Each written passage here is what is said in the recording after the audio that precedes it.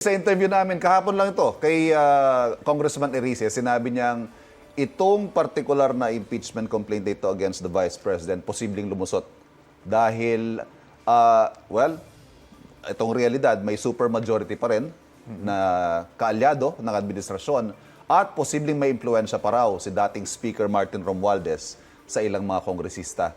Kayo, what is your sense of the numbers in Congress? Sa amin naman, syempre hindi maalis na naiisip din namin yung bagay na yan because impeachment nga is sui generis. It's both legal and political at the same time.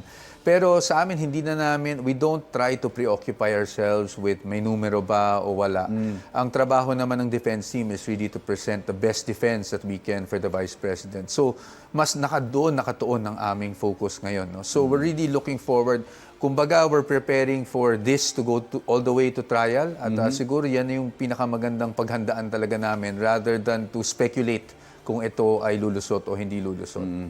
Attorney, basehan ng Korte Suprema nung dineclare na unconstitutional ang impeachment trial last year ay yung one-year bar rule.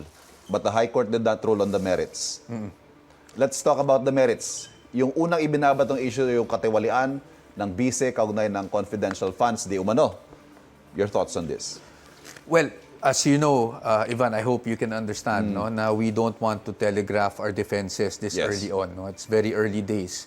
But ang siguro, ang masasabi ko lang sa taong bayan is we were ready for these allegations kasi very predictable naman. Talagang yan naman ang mga naging issues na binabato sa ating Vice President pauli-ulit. Not only in impeachment but even in other venues such as the Ombudsman. So the defense team is ready para sagutin head-on yung mga aligasyon na yan at para patunayan at sana makumbinsin natin yung ating magiging mga hukom na magiging baseless itong mga allegations na ito laban sa kanya. So,